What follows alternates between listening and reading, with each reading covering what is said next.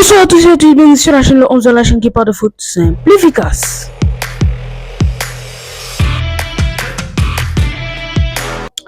Aujourd'hui, le Barça a écrasé Séville en gagnant 5-1. Oui, vous ne rêvez pas.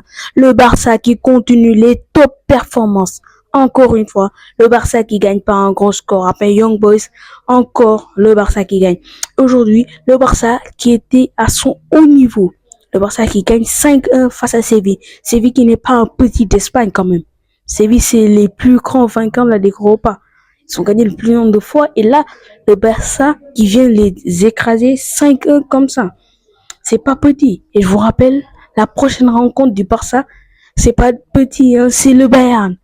Oh là là là, la prochaine journée de Ligue des Champions. Oh, comment j'ai hâte. Le Barça, là, en ce moment, qui empile les buts face à la meilleure équipe avec le ballon au pied d'Europe en ce moment, le Bayern.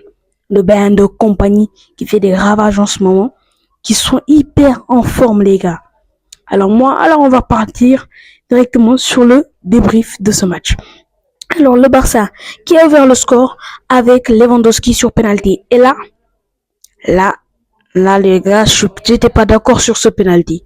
Il y avait clairement pas penalty. Là, je sais pas d'où il a vu le penalty, mais là, il y avait clairement pas.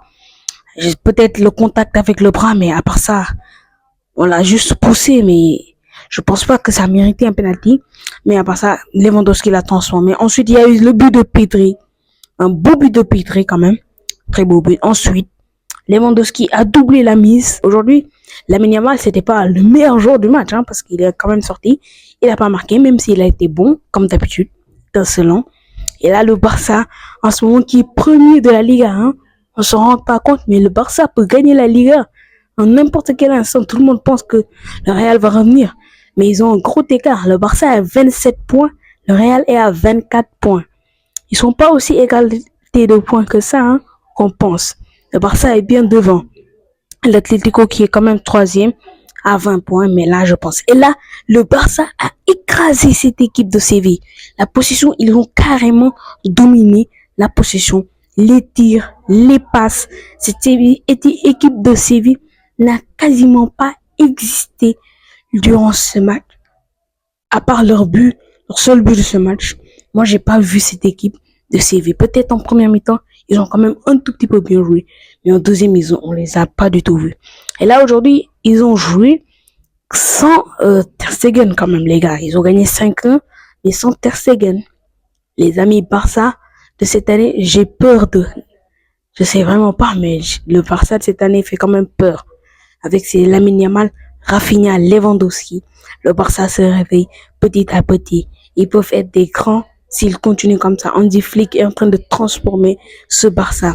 Et voici aussi qui a fait un bon match. Aujourd'hui, il a mis des jeunes et les jeunes ont répondu présents, comme Pedri qui était très souvent absent, qui était blessé avec l'Espagne, mais qui était de retour pour ce match et qui a bien joué. Il a marqué, il a fait un bon match. Alors, le Barça est un grand. Et moi, j'ai vraiment hâte, les amis.